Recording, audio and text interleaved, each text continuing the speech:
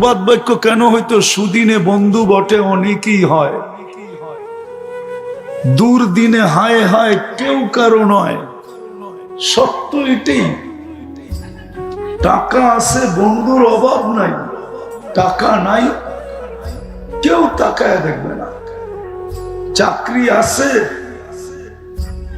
তো বন্ধুর অভাব নাই। চাকরি শেষ, কেউ পাশে ফিরবে না, এই ভয়ে যে হইতে পারে আমার কাছে দাঁড় চায়া বসবে। ঠিক না? কি ভুল বলতেছি? হ্যাঁ, যতক্ষণ আছে ততক্ষণ দাম আছে, নাই দাম নাই। তা আমি যেটা বুঝাইতেছিলাম, একটা বৎসর যে চলে গেল, আর 3 ঘন্টা পরে একটা বৎসর শেষ হয়ে যাবে। নতুন একটা বৎসরের ঘড়ির কাঁটা ঘুরতে শুরু করবে। একটু চিন্তা করা উচিত যে একটা বৎসরে আমি কতটুকু অর্জন করলাম। ব্যবসায়ীর নিয়মই তো এটা যে বৎসর শেষে অডিট করে। অডিট বোঝেন?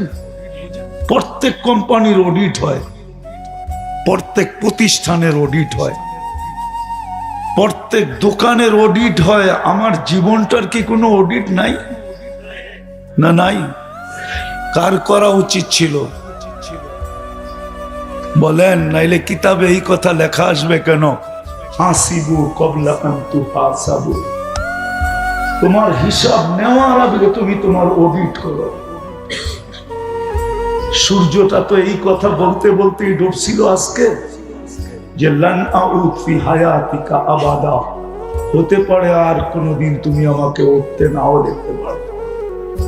আজকে সূর্যটা কিন্তু আমাদের দেশে ডুবার সময় এই চিৎকার দিতে দিতে ডুবছে, লান আউদ ফি হায়াতিকা আবাদা। হতে পারে আমি তোমার জীবনে আর কোনোদিন উদিত হব না। আজকেই শেষ, তুমি উদিত দেখলে আমাকে, কালকে নাও দেখতে পাবো। বিদায় একটা বৎসর যে চলে গেল, আমার জীবনের অডিট কি? কতটুকু অডিট করলাম? 1 বছর শ্বাস অক্সিজেন কান নিছেন? হ্যাঁ, আমি কয়েকটা জিনিস দেখাবো, একটু কান পাইতা ভালো মতো শুনতে হবে। ডেলি 500 লিটার 550 লিটার অক্সিজেন নিছি, তো 365 দিনে কতটি নিছি? ডেলি যদি 550 লিটার হয়, 1 বৎসরে আমি অক্সিজেন নিলাম কতগুলা? ডেলি যদি 550 লিটার হয়, তাহলে 1 বৎসরে আমি কতটুকু নিলাম? 550 ইন্টু 365, 2,750,000 লিটার অক্সিজেন নিছি। 2,750,000 লিটার অক্সিজেন নিছি। ও যুবক, এর বিনিময়ে তুমি কয়বার আল্লাহ বলছো? বলো আমাকে, কয়বার আল্লাহ বলছো? বলুক নারীরা, কয়বার আল্লাহ বলছে 1 বৎসরে? কয়বার আল্লাহকে ডাকছি? এটাই তো অডিট ছিল। অডিট তো এটার নামই, যে 365 দিন আমাকে সুযোগ দিল, আমি বিলকুল প্রান্তে চলে আসলাম, আর 3 ঘন্টা পরে নতুন একটা বৎসরের চাকা ঘুরতে থাকবে। একটা বৎসর পার করলাম, শুধু তো আমি অক্সিজেন দেখাইলাম যে আমি 2,750,000 লিটার অক্সিজেন নিছি, ডেলি 550 লিটার হিসাবে। আমি তার বিনিময়ে কয়বার আল্লাহ বলছি?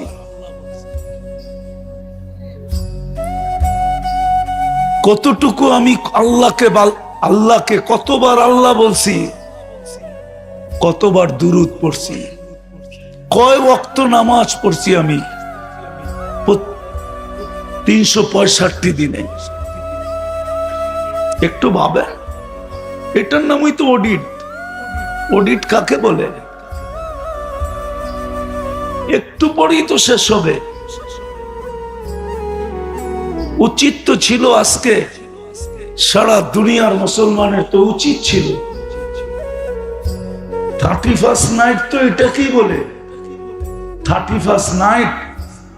আল্লাহর বিরোধিতা করার নাম 31st নাইট না, নবীর বিরোধিতা করার নাম 31st নাইট না। যুবক, যেটা করো ওটার নাম 31st নাইট না। 31st নাইট এটা ছিল যে এশারের পরে মসজিদে বসবে আর নিজের অডিট নিজে করবে যে আমি যে 2,750,000 লিটার অক্সিজেন নিলাম, ডেলি 80,000 বার হিসাবে আল্লাহ আমার ভিতর থেকে কার্বন ডাই অক্সাইডকে বাহির করলো। আমার ভিতরে যে দূষিত অক্সিজেন ডেলি জমা হয়, এটাকে 80,000 বার আল্লাহ ক্লিয়ার করলো। আমার ভিতর থেকে বাহির করা আমাকে কর্মযোগ্য রাখলো। আমি আর বিনিময়ে আল্লাহর জন্য এই একটা বছর কি করলাম? তোমাকে যে আমাকে যে 1 বছর সুস্থ রাখলেন, এর বিনিময়ে কি করলাম? 31st নাইট এটা ছিল। যখন দেখতো যে কিছুই করে নাই, তখন পায়ে পরে একটা চিৎকার দিয়া বলতো, মালিক কিচ্ছু হয় নাই, রাস্তা আমার কাছে কিছুই নাই, শুধু একটাই আছে, তোমার কাছে মাপ চাই, আর কিচ্ছু চাই না। এটা ছিল 31st নাইট। 31st নাইট এটার নাম না যে 12টা 1 মিনিট বাজবে আর তুমি মাতাল হয়ে যাবা। মাতাল ডেক রেডি করে রাখবা, 1 মিনিট বাজতে দেরি আর ডেক ছাড়তে দেরি করবা না, এটার নাম 31st নাইট না। পটাকা ফুটানের নাম 31st নাইট না। হই হুল্লা করার নাম 31st নাইট না। তোমার মুসলমানের জন্য না। করতে পারো, আজকে ইচ্ছা স্বাধীনতা দিছে, কিন্তু আমার কথা দিন তারিখ দিয়া লেখা রাখো। করতে পারো, তুমি ইচ্ছা স্বাধীনতা দিছে, কিচ্ছু বলবে না, শুধু অপেক্ষা করবে, অপেক্ষা। কোরআন বলে ইন্নী মাআকুম মিনাল মুনতাযিরিন। কোরআন তো ভুল বলি নাই তো, শেষ অংশ পড়ছি, ঠিক না? ফান্তাযিরু ইন্নী মাআকুম মিনাল মুনতাযিরিন।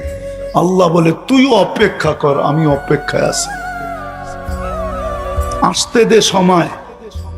যুবক, পায়ে হাত রাখা বলতেছি, যৌবন আল্লাহর দান, রত্ন, মহামূল্যবান। সমগ্র সম্পদের বিনিময়ে কলিকাতা হারবাল থেকে যৌবন কিনা যায় না, মডার্ন হারবাল থেকে কিনা যায় না, আমেরিকান হারবাল থেকে কিনা যায় না, চাইনিজ হারবাল থেকে কিনা যায় না, দুনিয়ার কোনো ফ্যাক্টরিতে তৈরি হয় না। এটা আল্লাহ প্রদত্ত যৌবন, আল্লাহ প্রদত্ত। নারীর নারীত্ব আল্লাহ প্রদত্ত, তোমার পুরুষত্ব আল্লাহ প্রদত্ত। নাইলে আল্লাহ দেখায়া দিছে, তোকেও পারতাম 3য় লিঙ্গ বানায়া দিতে, পোলাপান তোকেও পিছে তালি বাজাইতো আর মজা নিত। পারতেন না? না পারতেন না? 3য় লিঙ্গ চিনো? ওরে দেখলে কি করে তালি বাজায় আর কি করে, কি মজা লাও না? না লাও না? আরে যুবকরা কি বলে, মজা লাও না? আল্লাহ তো পারতো তোমাকেও 3য় লিঙ্গ বানায় দিতে। যেই দেখতো সে তোমারে দেখা মজা লইতো, মজা। যৌবন কে দিছে? পুরুষত্ব কে দিছে? নারীত্ব কে দিছে? যৌবন কে দিছে? এই জন্যই আমার কথা শুরু। এটা 2টা কথা বাবা দরকার, যে 1 বছর চলে গেল, আমি অডিট কতটুকু করলাম। আজকে আমাদের অডিট করা উচিত ছিল। অডিট যে 1 বছরে আমি আল্লাহর কিনা ভোগ করছি। যুবক যৌবন ভোগ করছে, নারী নারীত্ব ভোগ করছে, পুরুষ পুরুষত্ব ভোগ করছে, শ্বাস প্রশ্বাস খান নিছি। অক্সিজেন কে দিছে? ডেলি যদি 36 বার কিডনিকে ডায়ালিসিস করেন আল্লাহ, ডেলি 36 বার তাহলে 365 দিনে আল্লাহ কয়বার? ডেলি 36 ইন্টু 365, 12,775 বার তোমার কিডনি ডায়ালিসিস করছে। 12,775 বার তোমাকে সুস্থ রাখার জন্য, কর্মযোগ্য রাখার জন্য। কর্মযোগ্য বুঝো? কর্ম করার মতো ক্ষমতা রাখার জন্য। যদি না করতেন, ও যুবক, তুমিও তো হইতে পারতো মানুষের কাছে ভিক্ষা করতা, যে আমি কিডনির রোগী, ডায়ালিসিস করতে পারি না, আপনি আমাকে কিছু সাহায্য করেন। পারতে না? পারতে না? হ্যাঁ, কে করলো 12,775 বার ডায়ালিসিস? ডেলি তো 36 বার ডায়ালিসিস করেন। বিনিময়ে কি করছো বলো? কতটুক করছি বলো? আজকে তো করা দরকার ছিল অডিট। একটা বছর একটু পরেই শেষ হয়ে যাবে। অডিট করা দরকার ছিল, তাফালিং করার তো দরকার ছিল না। আবার তুমি মুসলমানের ঘরে জন্ম, উম্মতে মুহাম্মাদি, আর তুমি করবে না অডিট? অন্য কেউ না করলে না করতে পারে। সমুদ্রের ফেনা সমান, বালির কণা সমান হয়, তারপরে মাফ হয়ে যাবে।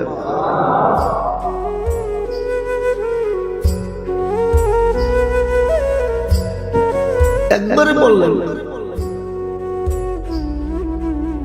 এই দুরূদ যে 3 বার পড়ে, আস্তাগফিরুল্লাহ আল্লাযী লা ইলাহা ইল্লা হুয়াল হাইয়ুল কাইয়্যুম ওয়া আতুবু ইলাইহি, লা হাওলা যেতে হবে না।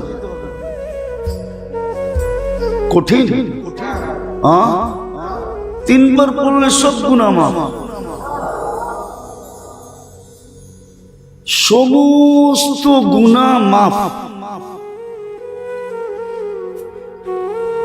এক সাহাবী পড়তেছিলেন, মাগফিরাতুকা আওসাউ মিন যুনুবি, রহমাতুকা আরজা ইনদি মিন আমালি।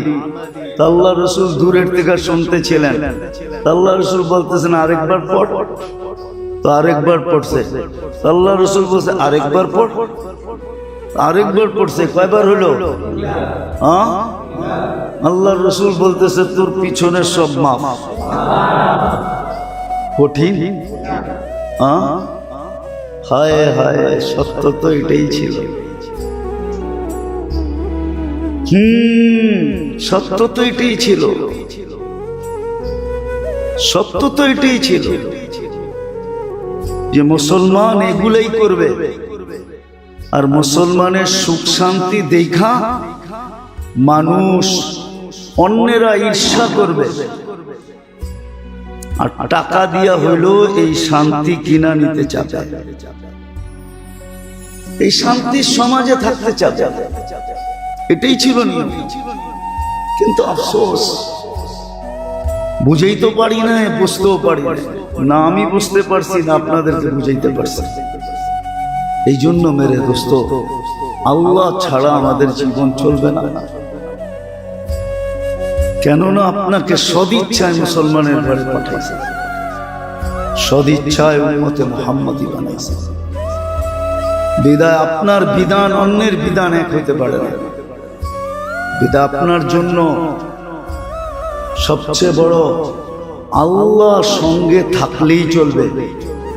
আর আল্লাহর থেকে দূরে সরানোর এটা আল্লাহই জানায় দিয়েছেন, নাহলে আমাদের জানার কোনো রাস্তা ছিল না। চিত্রটা ওরকম কিরকম? বিদ্যুটে খারাপ, ঠিক না? ভয়ঙ্কর। তো বাইবা একটা চিত্র আঁকছে, ওইখানেই দেখতেছে একজনে দাঁড়ায় দাঁড়ায় চিত্র দেখতেছে। সুদর্শন চেহারা, সেমন দাড়ি, সেমন পাগড়ি, সেমন জুব্বা। তো জিজ্ঞেস করছে, ভাই তুমি কি এই চিত্র? যার চিত্র আঁকছে আমি সে। যার চিত্র আছে আমি সে। তোকে তো দেখতে এত সুন্দর দেখা যায়, তোর চিত্রটা এরকম কেন? লেকিন কলমদার কাফে দুশ্মন আছে। কি করব, কলম তো যখন আঁকছে তখন আমার হাতে ছিল না, দুশ্মনের হাতে ছিল। দুশ্মনের হাতে বিদায়, ওর যেরকম মনে চাইছে এরকম আঁকছে। আমার হাতে থাকলে তো আমি আঁকতাম আমার মতোই, ঠিক না? শয়তান তো ধরাও যায় না, ছোঁয়াও যায় না, দেখাও যায় না। ভাবতে গেলে সঠিক ভাবনো বাবা যায় না যে ওর চিত্রটা কিরকম, ঠিক না? তাইলে আমাদের জানার কোনো রাস্তা ছিল না যে ওকে ভাগাবো কি করে। এই জন্য আল্লাহ আমাদেরকে পদ্ধতি দিয়েছেন। রে দোস্ত, কিচ্ছু না করতে পারেন, কিচ্ছু না করতে পারেন, একটা কাজ করেন। আমি অনেকবার বলছি, আবারও বলতেছি, বিছনায় যায়া মনের থেকে হাত দুটা উঠায়া, আর না উঠাইল শুধু মনের থেকে একবার বলেন আল্লাহ তওবা করলাম। এই শব্দটা কি বলা যাবে না?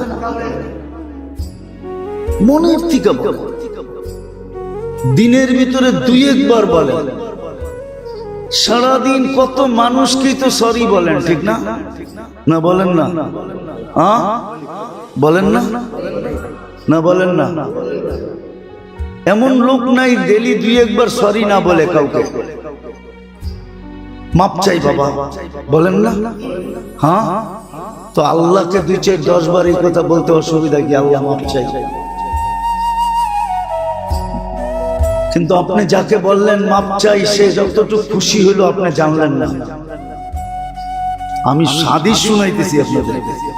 বান্দা যখন মনের থেকে তওবা করে, আল্লাহ সমগ্র আকাশকে আলো দ্বারা সুসজ্জিত করে। বিশেষ ফেরেশতা আছে, ওরা এই কাজে নিয়োজিত। তো অন্য ফেরেশতারা জিগায় এই সুসজ্জা কেন? তোরা জবাব দেয় আবদু তাবা আবদুম মিন ইবাদিল্লাহ, আল্লাহর বান্দা থেকে একজন বান্দা আজকে ভুল বুঝা আল্লাহর কাছে তওবা করছে। এই খুশিতে এই সজ্জা। এই জন্য ডেইলি 2-4 বার আল্লাহকে সরি বলে, ইনশাআল্লাহ শয়তান থেকে বেঁচে যাবে। বাকি আরো কয়েকটা রয়ে গেছে, সুযোগ থাকলে পরে শোনানো হবে। আল্লাহ যদি হায়াত রাখে, সুযোগ হয়, দেখা হয়, তাহলে ইনশাআল্লাহ শোনানো হবে ধাপে ধাপে। কিন্তু আজকে এটা দিলে গাইথানেন যে ডেলি সকালে হোক বিকালে হোক, যখনই মনে উঠবে তখনই কমসে কম তওবা করব। আর আল্লাহ আল্লাহ জিকির করা মনের মাধ্যমে অভ্যাস করব। পারবেন? হ্যাঁ না? ইনশাআল্লাহ কয়া বাইরে যারা ভুলে যাবেন, কেন ও কিন্তু আমাদের সাথেই আছে। ও হাসতেছে, ও বলতেছে মৌলবি তুই যতই তেল মারস না কেন বাইরে, আমি এমন স্প্রে বানাইছি, দেখেন না আধুনিক স্প্রে আসছে এখন, দেখছেন? দেখেন নেটে, দেখেন। আমরা তো আমার চেয়ে বেশি দেখেন, ঠিক না? আধুনিক বিভিন্ন ধরনের স্প্রে আসছে। স্প্রে চিনেন তো? পুরা রং উঠানের স্প্রে, কত কিছু যে মানুষ বানাইতেছে কেমিক্যাল দিয়া। শয়তান কয় তোরা যতটি বানাস আমি সুপারটা বানায় থুয়া দিছি। মৌলবি যতই তেল মারস না কেন বাইরেতে দে এক স্প্রে সব সাইজ। কি এটাই হবে? এটাই হবে? এটার জন্য দোয়া আছে, লা হাওলা ওয়ালা কুওয়াতা ইল্লা বিল্লাহ। এটা আরশের ভান্ডার থেকে এই উম্মতকে আল্লাহ দিছেন। লা হাওলা ওয়ালা কুওয়াতা ইল্লা বিল্লাহ। কসম খোদা, এটার আমেল তো কেউ হয় নাই। যদি কেউ আমেল হইতে পারে এটা, খোদার কসম, ওই হাত দিয়া খলিফা বুরুজ উঠায় এরকম রেখা দিতে পারবে। ওটার প্রমাণ আছে আমার কাছে। যদি এটার আমেল হইতে পারে, লা হাওলা ওয়ালা কুওয়াতা ইল্লা বিল্লাহর যদি আমেল হইতে পারে, তাহলে ও পাহাড় এরকম আঙ্গুল মাইরা হাতে উঠাইয়া এরকম দাঁড়া করায় থাকে। কেননা ফেরেশতাদেরকে যখন আল্লাহ আরশ উঠাইতে বলছিলেন, তখন ওরা বলছে কাইফা আতাহাম্মালু ওয়া আলাইহি ইজ্জাতুকা ওয়া জালালু, কি করে উঠাবো যার উপরে আপনি স্বয়ং। তো আল্লাহ বলছিলেন কুল্লা হাওলা ওয়ালা কুওয়াতা ইল্লা বিল্লাহ। তো আল্লাহ এমন শক্তি ভিতরে আসছে যে এখন পর্যন্ত উঠায় রাখছেন, যতদিন চাবেন ততদিন উঠায় রাখবেন। এই কথা প্রমাণ করে যে লা হাওলার যদি আমেল হইতে পারে, তাহলে কসম খোদার দুনিয়ার যে কোনো ওজনদার জিনিস সে আঙ্গুলের ইশারায় উঠায় রাখতে পারবে। কিন্তু আমেল হইতে হবে, শুধু বললেই হবে না। সব জিনিসের ডোজ আছে, ডোজ আছে না, মাত্রা আছে, ঠিক না? আপনাকে মাত্রা শিখতে হবে। আল্লাহ আমাদেরকে আমল করার তৌফিক দান করেন। ওমা আলাইনা ইল্লাল বালাগ মিন রাউফুর রহিম সাল্লাল্লাহু আলাইহি ওয়া আলা আলিহি ওয়া আসহাবিহি সালাতান ওয়া সালামান তুনাজ্জিনা বিহা মিন জামিল আফওয়ালি ওয়াল আফাত ওয়া তাকদি লানা বিহা জামিআল হাজাত ওয়া তুতাখিরনা বিহা মিন জামিইস সাইয়্যাত وترفعنا بها عند الله أعلى الدرجات. أما بعد فأعوذ بالله من الشيطان الرجيم. بسم الله الرحمن الرحيم.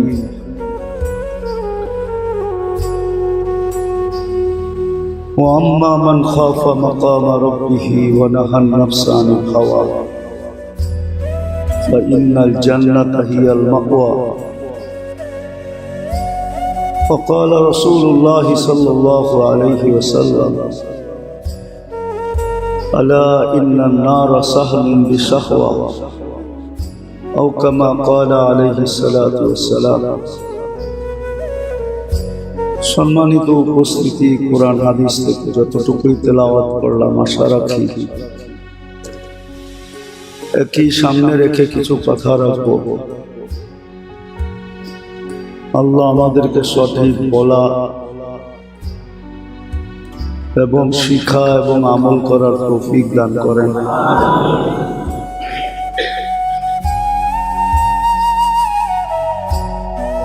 জন্মলগ্ন থেকেই আল্লাহ মানুষকে সতর্ক করতেছিলেন।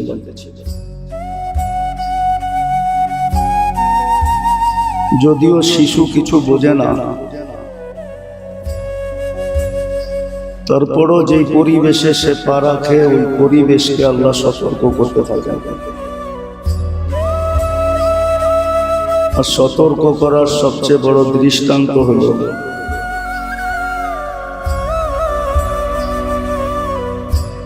যাদের কোলে সে জন্ম নেয়, যেই ঘরে সে আসে, যেই পরিবারে আসে, যেই ফ্যামিলিতে আসে, যেই সমাজে আসে, সবাইকে কিন্তু সে সতর্ক বানিয়ে দিতে দিতে আসে। আর এটার প্রমাণ হলো যে একটা শিশু কিন্তু নিশ্চয় জন্ম নেয়।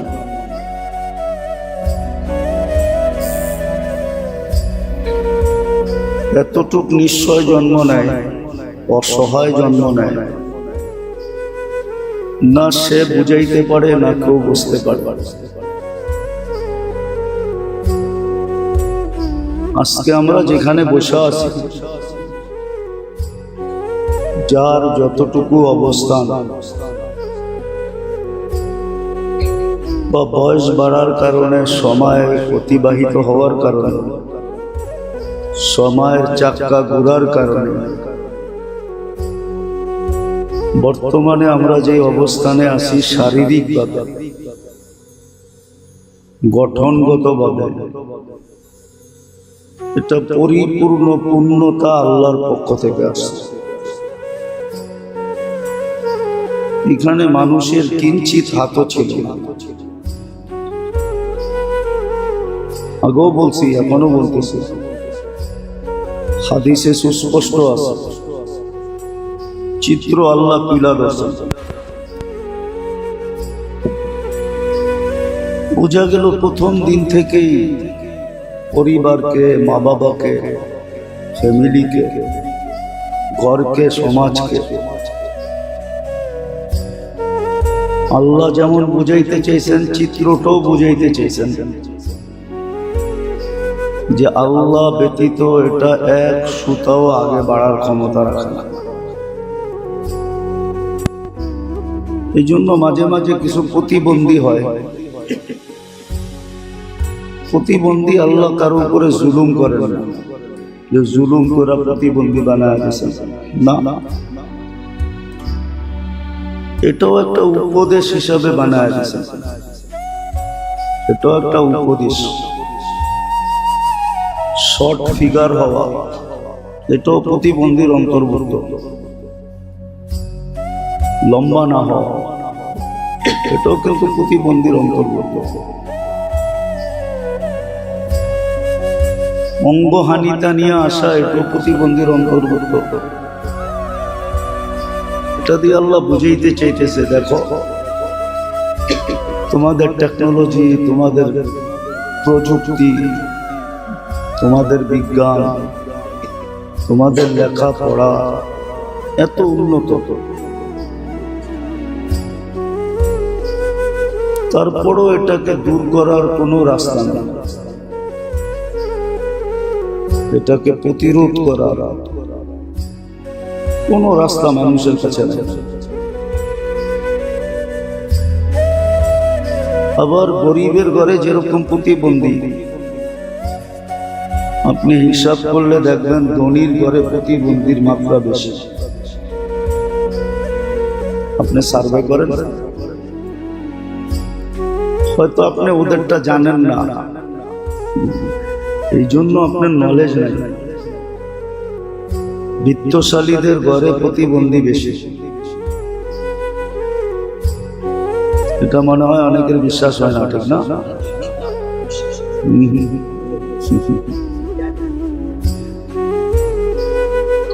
এদের ঘরে বেশি আল্লাহ বুঝাইতে চাইতেছে, তোমার কাছে তো টাকার অভাব নাই, শিক্ষা দীক্ষার অভাব নাই, সহযোগিতা নেওয়ার অভাব নাই, কিন্তু তারপরও তুমি কিঞ্চিত কেন দূর করতে পারতেছো না? এটা দ্বারা আল্লাহর একটা মেসেজ দেওয়া যে আমি ব্যতীত, আল্লাহ ব্যতীত বা আল্লাহর কুদরত ব্যতীত, আল্লাহর শক্তি আর কুওয়াত ব্যতীত, বলতে পারেন আল্লাহর টেকনোলজি ব্যতীত, আল্লাহর প্রযুক্তি ব্যতীত তোমরা কিঞ্চিত কিছু করার ক্ষমতা রাখো না। কিন্তু মানুষ এটা দ্বারা উপদেশ নেয় না। উপদেশ নেওয়া উচিত ছিল। যেমন হাদিসে একটা শব্দ আছে, কাফা বিল মৌতি ওয়াইদা, উপদেশের জন্য সমাজের মৌতই যথেষ্ট। সমাজে একজনের মরা এটা সবার জন্য উপদেশ হিসাবে যথেষ্ট। সে যদি উপদেশ গ্রহণ করে, তাহলে একজনের মৌত দেখা সবার সতর্ক হওয়া, উপদেশ গ্রহণ করা যথেষ্ট। কিন্তু কেউ উপদেশ গ্রহণ করে না, বরং এটার জন্য একটা শব্দ বাহির করে নিছে। একটা শব্দ মানুষ ব্যবহার করে, এটাই সিস্টেম, এটাই প্রকৃতির রীতি আর নীতি। এরকম অনেকগুলো শব্দ আছে বাংলায় যেগুলো ব্যবহার করে নিজের ভিতরে যে উপদেশ নিবে এই জিনিসটাকে দূরে সরায় দেয়। এটা বুঝাইতেছি এই জন্যই যে আসলে মানুষ যদি আল্লাহর কাছে না হইল,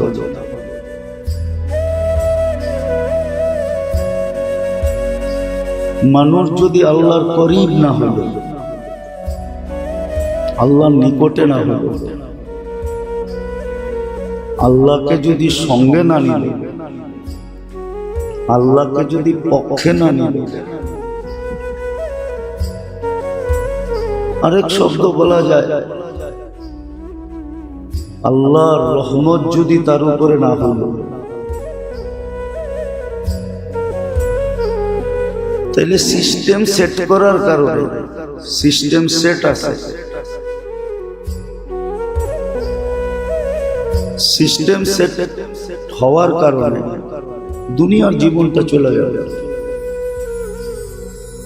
কেন দুনিয়ার জীবনে আল্লাহ সিস্টেম সেট করেই পাঠিয়েছেন। এই জন্য হাদিসে আছে রূহ আসার সাথে সাথে অনেকগুলা জিনিস লেখা হয়। প্রথম তো আল্লাহর কুদরতে লেখা আছে, আল্লাহর কাছে লেখা আছে, ওটাকে জমিনেও ফ্লাশ করা হয়, ফেরেশতারা আবার লেখে, অনেকগুলা জিনিস লেখা হয়, হাদিসে শব্দগুলো আছে। বিদায় ওই লেখা অনুযায়ী তার জীবনটা চলবে। যদি তা না হতো তাহলে দুনিয়ার কেউ খোদাদ্রোহী হতো না, আল্লাহর বিরুদ্ধে যেত না। মানুষ নিজের পক্ষের মানুষ ব্যতীত বিরোধী মানুষকে কখনো পছন্দ করে না।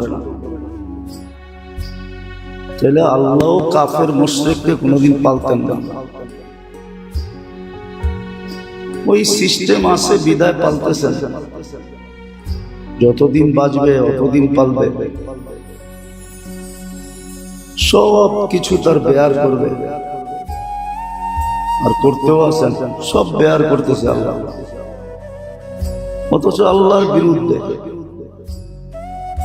সে আল্লাহর বিরোধী, খোদাদ্রোহী, তারপর আল্লাহ বেয়ার করতেছে, আরো উন্নত ভাবে করতেছেন, উন্নত ভাবে। আপনি দেখেন উন্নত দুনিয়া, উন্নত ভাবে ওদেরকে পাল্টাছে, এটা সিস্টেমে আছে, দেখে চলবে। আবার বইলেও দিচ্ছেন এই ছোট জীবনে তোমার ইচ্ছা, তোমার ইচ্ছা যেমন খুশি তেমন চলো, যেমন খুশি তেমন সাজো, বাধা দিবে না, এটাও বলে দিছে যে আমি কোনো বাধা সৃষ্টি করব না, যেমন মন চায় তেমন চলো, যেমন খুশি তেমন সাজো, বাধা দিবে না। কিন্তু হ্যাঁ, এই জীবনটা তো চলে যাবে, 60-70 বছর, 1000 হোক আর লাখ হোক, একদিন চলে যাবে, শেষ হয়ে যাবে। কিন্তু কালকের জীবনটা চলবে না, যেটা কোরআনে বারবার সতর্ক করছে, তাও মুসলমানকে করছেন, ইয়া আইয়ুহাল্লাযীনা আমানু তাকুল্লাহ,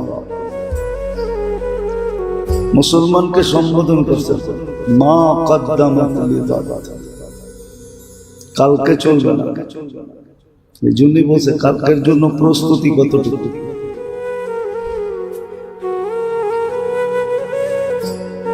আজকে চলে যাবে, কালকে চলবে না। এই জন্য মোটা কথা বুঝাইতে চেয়েছি,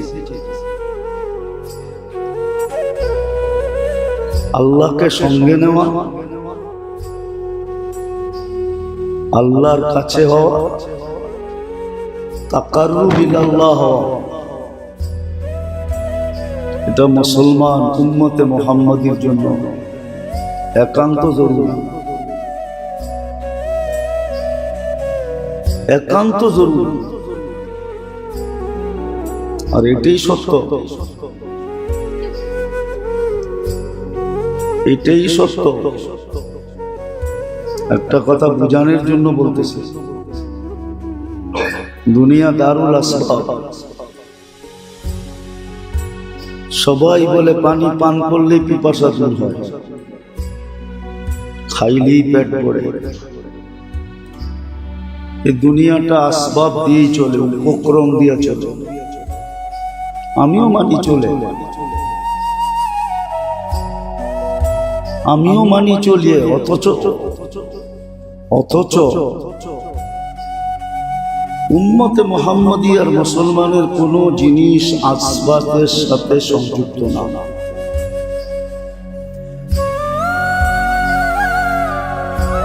আসবাব শুধু দিছেন আল্লাহ বিজাতিদের জন্য।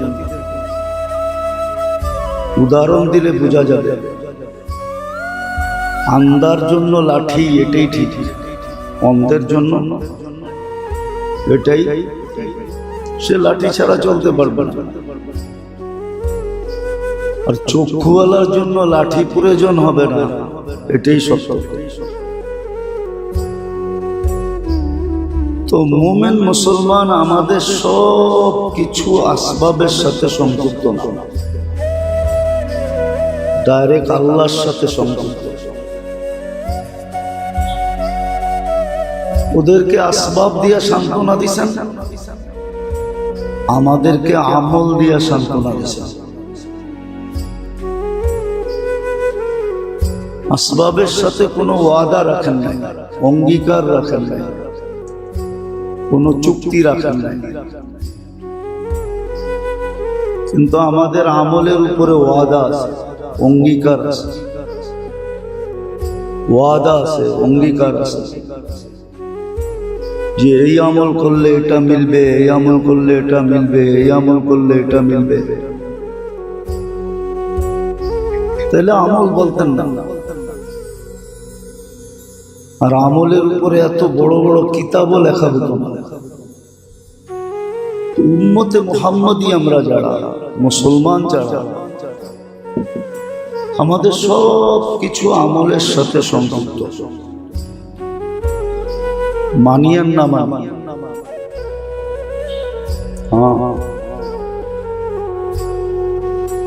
মানি আর না মানি, এটাও একদিকে আল্লাহর দয়া, এটাও একদিকে ভাবলে না নিঃসন্দেহে আল্লাহর দয়া।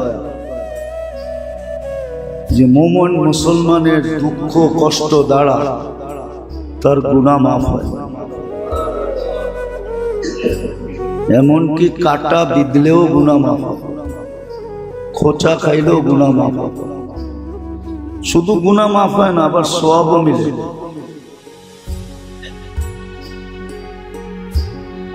কিন্তু আমরা বুঝতেও পারি না, বুঝাইতেও পারি না যে উম্মতে মুহাম্মদী, যার জন্ম মুসলমানের ঘরে,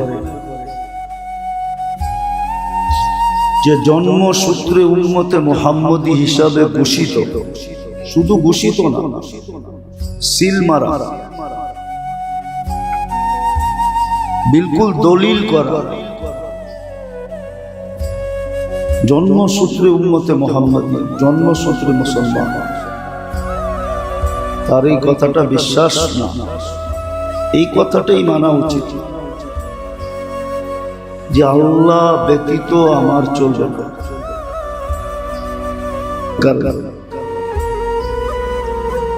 ওই বাধাগুলা জানিও না, ওই বাধাগুলা শিখিও না, আবার ওই বাধার থেকে কিভাবে বাহির হইতে হবে এটাও জানি না। বিদায় আমরাও ওদের মতো পেরেশান, আমরা ওদের মতো পেরেশান, বিজাতির মতো আমরাও পেরেশান, বিজাতির মতো আমরাও ক্লান্ত, বিজাতির মতো আমরাও ছুটতে থাকি, আমরাও দৌড়াইতে থাকি, আমরাও ভাগতে থাকি, আমরাও মাথার গাম পায়ে ফেলতে থাকি, আমরাও ক্লান্ত হইতে থাকি। হইতে হইতে এক পর্ব আসে যে আমরাও বিছনায় পড়া যায় ওদের মতো। কিন্তু আমাদের পড়া উচিত ছিল না, আমাদের পড়া উচিত ছিল না, কারণ আমরা একটা কথায় বিশ্বাস করি, বলে কপালের লেখন না যায় খণ্ডন। শুনছেন কোনদিন? কপালের লেখন না যায়, এটা বুঝেইছে তকদিরে যা লেখা আছে এটা হবেই, কপালে যা লেখা আছে এটা মিলবেই।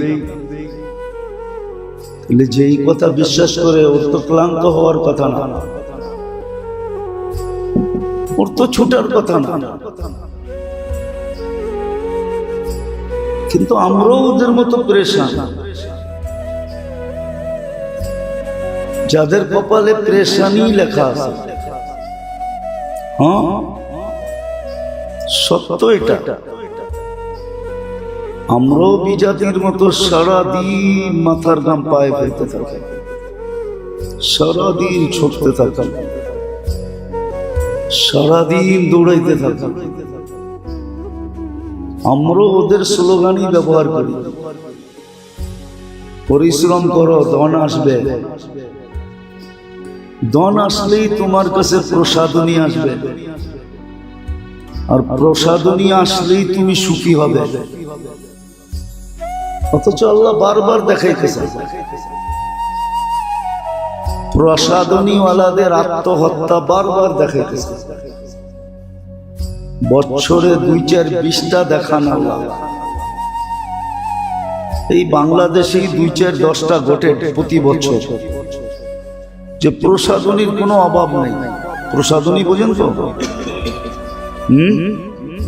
বোঝেন কি? আসবাবপত্রের কোনো অভাব নেই, টাকা পয়সারও কোনো অভাব নেই, যাদেরকে আমাদের বাসায় সেলিব্রিটি বলে, সর্বদিক দিয়ে আকর্ষণের পাত্র। কিন্তু কয়েকদিন পর পরই শুনবেন আত্মহত্যা। কেন আত্মহত্যা করলো? বুঝা গেল আল্লাহ প্রমাণ দিতেছেন। সে ভাবছিল পরিশ্রম করলে ধন আসবে, আসছে ধন, ধন আসলে প্রসাদনী আসবে, আসলো প্রসাদনী। সে ভাবলো এগুলা হইলেই আমি সুখী হয়ে যাবে।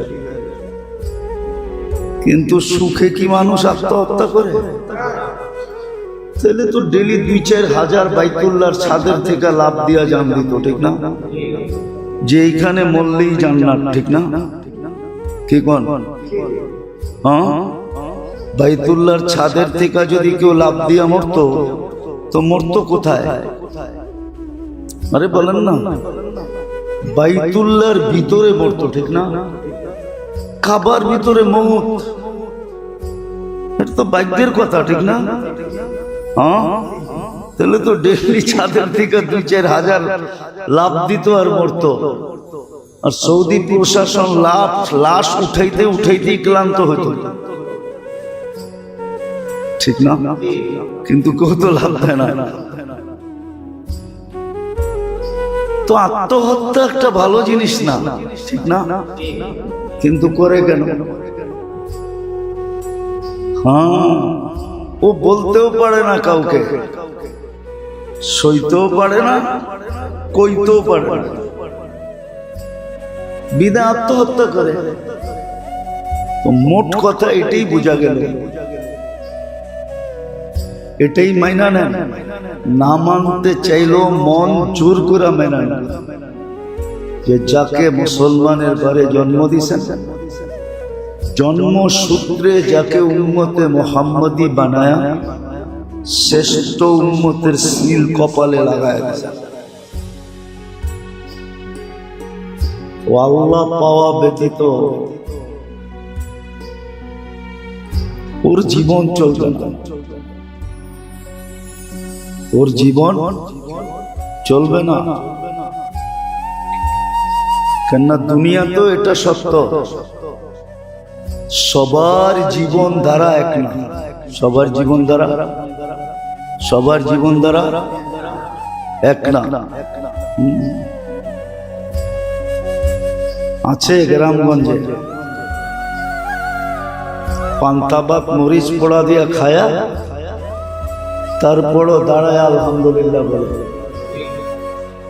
আর দুনিয়াকে হজম করে দেখায়।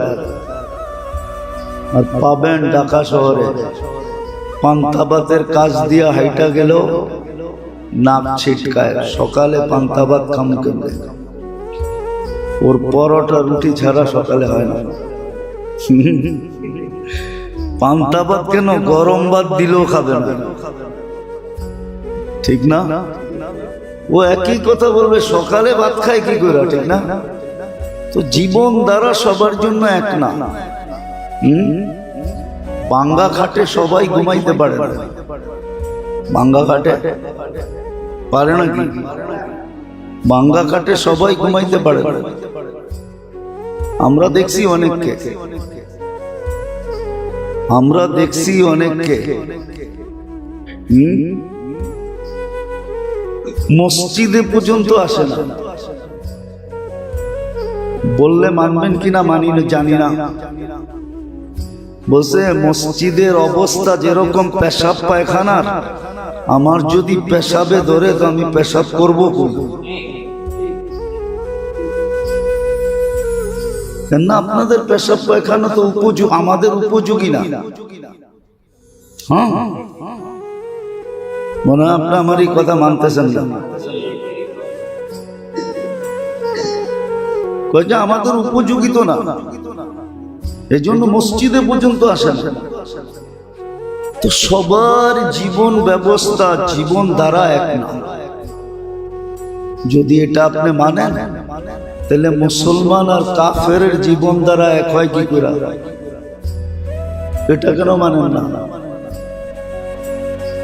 যে কাফের আর মুসলমানের জীবন দ্বারা এক হয় কি করে? আপনাকে মুসলমানের ঘরে জন্ম দিল, আর আপনার প্রত্যেক জিনিসের বেনিফিট দিল। কোন কাফের তো এই সওয়াব পায় না। নাফাকাতুকা আলা নাফসিকা সাদাকা। অথচ আপনি মুসলমানের ঘরে জন্ম নেওয়ার কারণে সারা দিন যান নিজের উপরে খরচ করেন। নিজের উপরে বোঝেন কি? সকালে নাস্তা খাইলেন, একটু পরে পরে চা খাইলেন, রাস্তা দিয়ে হাঁটতে যায় চা পাইলেন এটাই খাইলেন, আবার 3 বেলা ভাতও খাইলেন। এই সব কিছু খরচার আপনি যা ডেলি করলেন, যেটাকে আমাদের শব্দে বলে পকেট খরচ, এই পুরাটা সদকা করার সওয়াব প্রতিদিন আপনি পাইতেছেন। এই সওয়াবটা তো কাফের পায় না, পায় নাকি?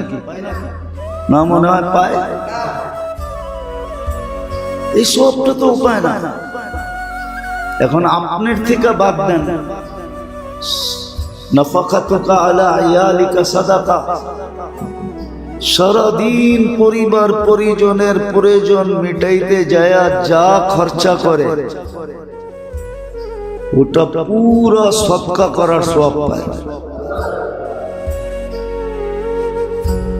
আর এই খরচা অর্জন করতে যায়, পরিবারের খরচাটা যোগান দিতে যায়, যে কষ্ট করে ওটারও বিনিময় পায়,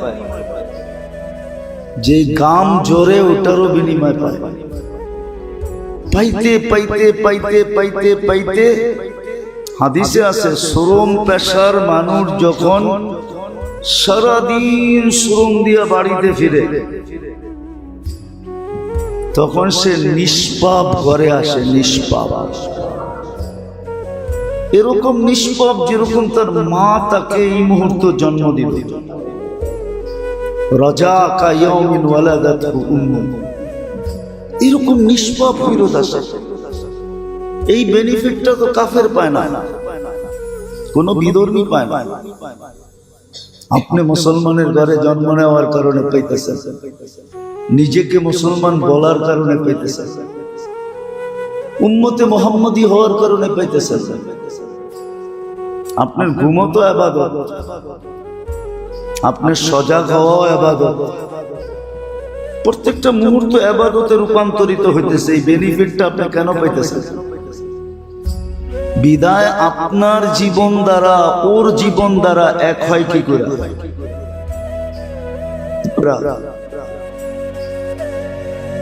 এরকম প্রত্যেকটা জিনিসই এক হয় কি করে? কোরআনে তো এটাও ইঙ্গিত দিচ্ছেন, যে কাইফা তাহকুমুন, আফসোস তোমাদেরকে নিয়ে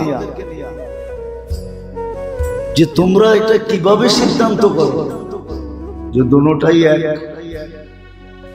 না, এক হতে পারে না, কসম খোদার। এই পর্যন্ত বলতেছি, যদি বিধর্মী প্রতিবেশীও থাকে আর আপনি যদি তার উপরে দয়া করেন, তাহলে এই দয়ার সওয়াব আপনি পাবেন, সে কিন্তু কিচ্ছু পাবেন না।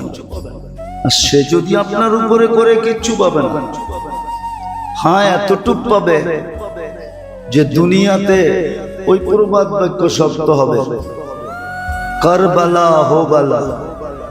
কারবালা বুঝেন, আবার কারবালা বুঝেন না, কারবালা হো বালা। ভালো করবা তো তোমার দুনিয়াতে কিছু ভালো মিলবে, সে এতটুকু পাবে। তাহলে আমাকে যুক্তি দিয়ে বুঝান আপনারা যে আমাদের রীতিনীতি ওদের রীতিনীতি এক হয় কি করে, আমার জীবন দ্বারা ওর জীবন দ্বারা এক হয় কি করে। এই জন্য মোটা কথা, বুঝলে কাজে দিবে, আর না বুঝলে কিন্তু পস্তাইতে হবে। আর ওই পস্তানো বড় কঠিন পস্তানো। আখেরাতের পস্তাওয়া, আখেরাতে পস্তানো, এটা বড় কঠিন, বড় কঠিন, বড় কঠিন। এই জন্য যাকে আল্লাহ মুসলমানের ঘরে জন্ম দিয়েছেন, উম্মতে মুহাম্মদী বানিয়েছেন, তার জীবনটা আল্লাহ ছাড়া চলবে না। আল্লাহকে কাছে পাওয়া ছাড়া সে স্বাদ পাবে না। হ্যাঁ, অন্য কেউ স্বাদ পাইলেও পাইতে পারে,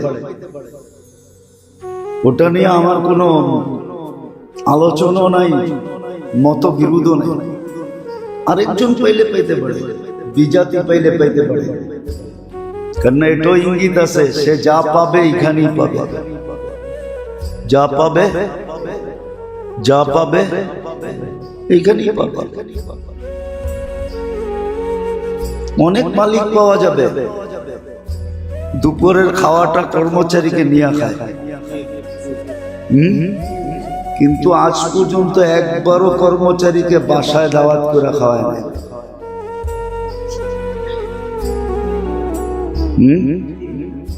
সত্য তো না ভুল বলতেছে?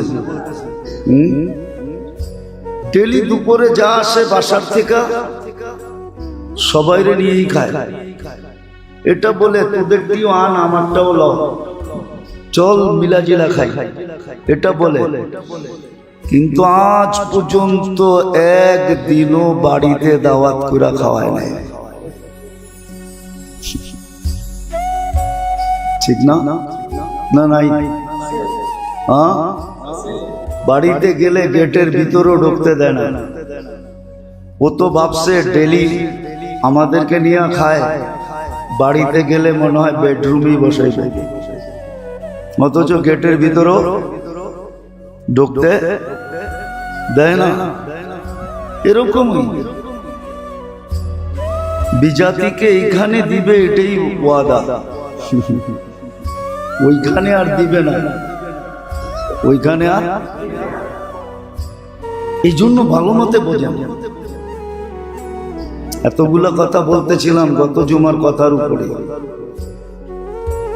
যে আল্লাহর থেকে মানুষকে কোন জিনিস দূরে করে আর কোন জিনিস মানুষকে আল্লাহর কাছে করে। নাইলে শয়তান কোনদিন শয়তান হতো না। ও যা দেখছে আমরা মরার আগে দেখতে পারবো না। ও যা দেখছে না, না মরার আগে, মরার পরেও না। যদি নৈকট্য না লাভ করতে পারি তাইলে আমরা দেখতে পারবো না ও যা দেখছে। কেননা ও আরশেরও তওয়াফ করছে, তাইলে বোঝা গেল আরশের যদি তওয়াফ করা থাকে তাহলে ও আরশ দেখছে, ঠিক না? এত বড় সম্মানিত ছিল, সপ্তম আকাশের ফেরেশতা ওকে আজাজিল বলে ডাকত, সম্মানিত। ও সব কিছু দেখার পরেও কি শয়তান কোনোদিন হইতো না, ও কিন্তু সবকিছু দেখে ফেলছে। এই জন্যই ও আমাদের বিরুদ্ধে লাগছে। ওর কিন্তু সব চোখে দেখা।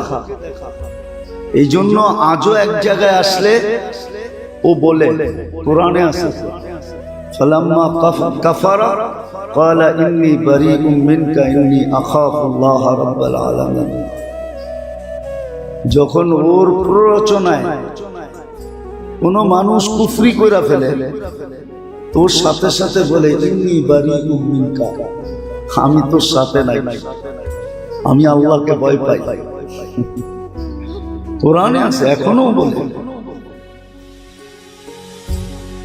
এই জন্য আল্লাহকে কাছে করা, কোন জিনিস দ্বারা মানুষ আল্লাহর থেকে দূরে সরে যায়, আর কোন জিনিস মানুষকে আল্লাহর কাছে করে। একটা কথা এটারও ভাবা উচিত, প্রত্যেক জিনিসের কিন্তু স্বাদ আছে, স্বাদ কি? আচ্ছা, আমরা যে দুনিয়ার ভিতরে নাক ডুবায়া লাগছি, স্বাদ পাই তো লাগছি, ঠিক না? না স্বাদ পান নাই? পান নাই স্বাদ? হ্যাঁ,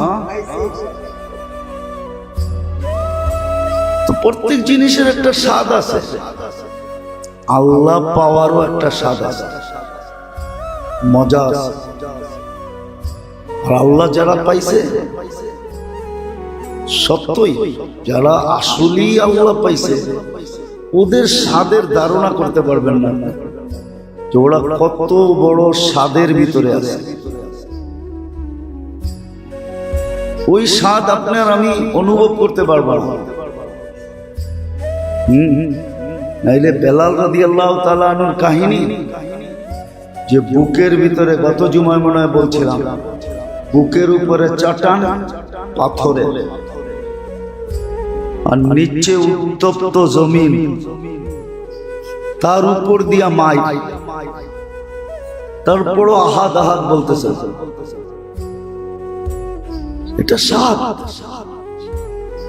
এরকম আল্লাহওয়ালাদের কাহিনী আছে, এটা একটা স্বাদ। আল্লাহ পাওয়া একটা স্বাদ। আর এটাও সত্য, আল্লাহ না পাওয়াও একটা বিপদ। মুসলমানকে আল্লাহ বলে দিছে, তুমি যদি আমাকে না পাইলা তাহলে তোমাকে উলঝায়া দিব। উলঝায়া বোঝেন? উলঝানো বোঝেন না? তোমার ডাল চাল কিন্তু মিলায়া দিব, এটা বোঝেন? কইবেন খিচুড়ি পাক করে ফেলবো না, এটা ডাল চাল মিলানো, এটা না। অনেক কিছু একসাথে মিলা যাওয়ার পরে বাঁচতে হয় না, আলাদা করতে হয় না, এটার নাম হলো উলঝান। বেড়াতেরা বোঝেন? বেড়াতেরা, আর এটাও বোঝেন না? বোঝেন? বেড়াতেরা বোঝেন? কি? হ্যাঁ,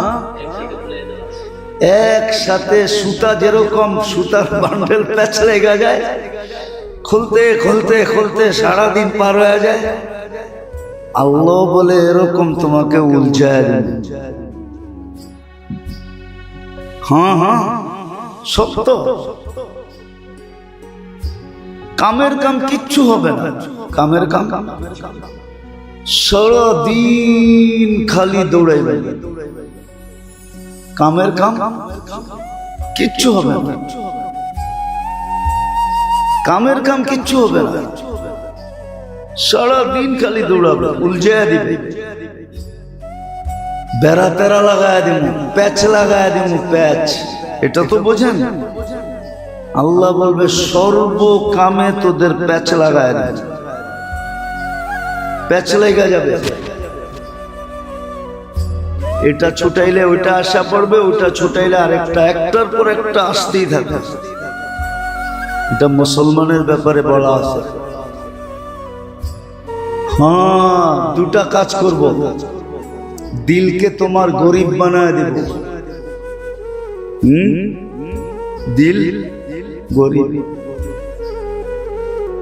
ও আমলাউ ইয়াদাকা শুগলা, তোমার হাত দুইটা ব্যস্ততা দিয়া ভরা দিন। এটা মুসলমানের হবে। এই জন্য আমাদের শিখা উচিত, জানা উচিত, করা উচিত যে আল্লাহর থেকে আমাকে দূরে করে কি, আর এটার প্রতিকার কি, আল্লাহর কাছে করে কি। শয়তানের কাজই হলো মানুষকে আল্লাহর থেকে দূরে করা। সে সব সময় আল্লাহর থেকে মানুষকে দূরে করে, দূরে সরাইতে চায়। এটা তার 24 ঘন্টা পরিশ্রম, 24 ঘন্টা তার ঘুমের প্রয়োজন হয় না, ঘুমহীন একই ব্যস্ততা মানুষকে আল্লাহর থেকে দূরে করা। এটার প্রতিকার কি? এটার প্রতিকারের জন্য আল্লাহ দিয়েছেন, আল্লাহ সহজ জিনিস দিয়েছেন, সহজ জিনিস দিয়েছেন। একটা কথা দেখাই, সারা দিনও করতে পারেন, আবার সারাদিন যদি সুযোগ না থাকে তো একবারও করতে পারবেন। যেমন হাদিসে আছে যে ফজরের নামাজের পরে 10 বার সূরা ইখলাস পড়বে। কি? ফজরের নামাজের পরে কয়বার? কঠিন, অনেক বড় না? কি কোন? অনেক বড় না সূরা ইখলাস? একবার পড়তেই 3 ঘন্টা লাগে। যে 10 বার সূরা ইখলাস পড়বে, ওই দিন শয়তান যত জোর লাগা, ওকে দিয়ে কোনো কবিরা গুনাহ করাইতে পারবে না। কয়বার? সগীরা গুনাহ তো এমনি মাফ হয়ে যায়, উজুর দ্বারা, মুসাফার দ্বারা, সালামের দ্বারা, নামাজের দ্বারা, দান খয়রাতের দ্বারা এমনি মাফ হয়ে যায়। ইয়াফু আন কাসীর।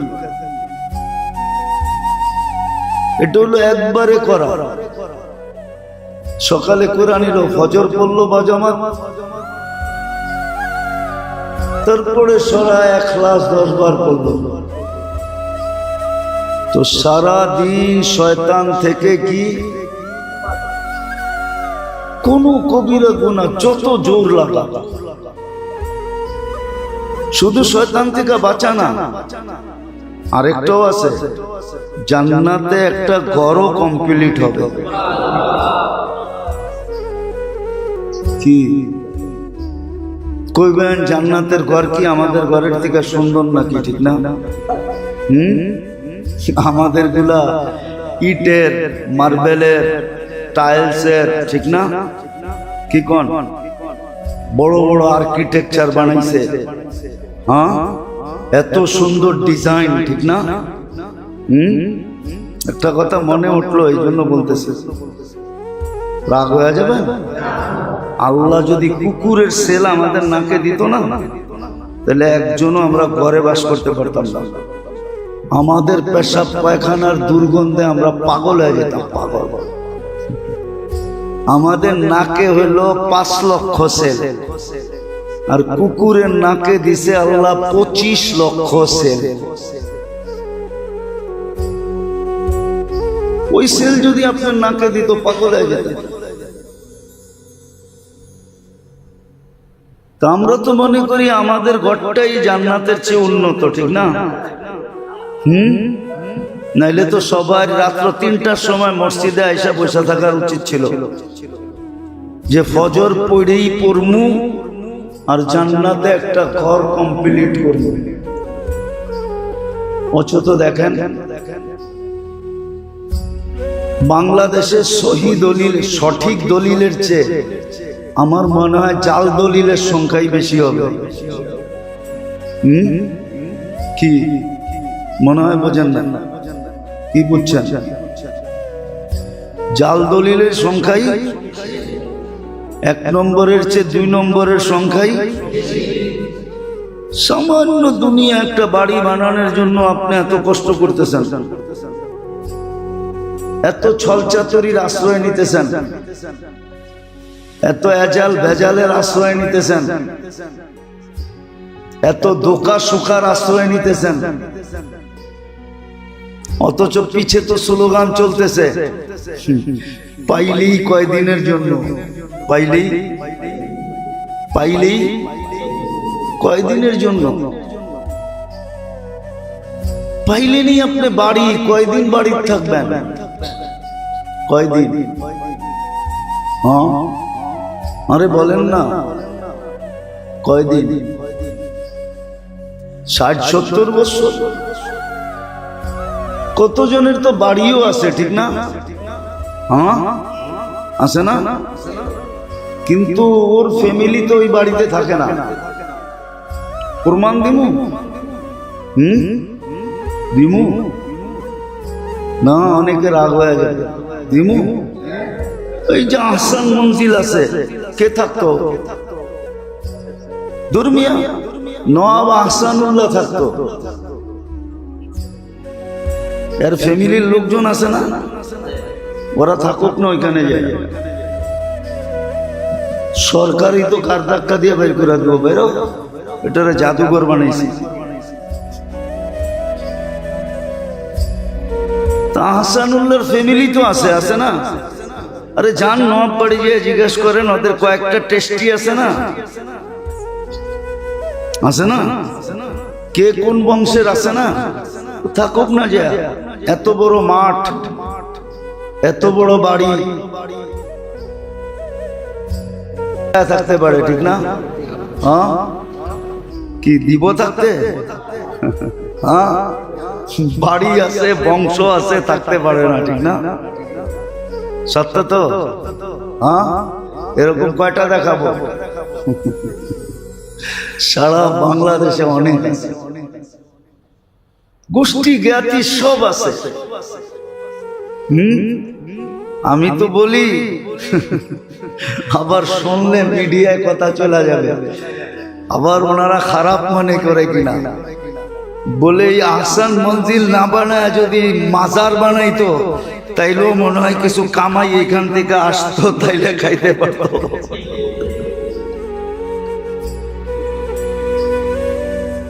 আল্লাহ তো দেখায় এটা। বিদায় আল্লাহর থেকে মানুষকে দূরে করে সর্বপ্রথম যে জিনিস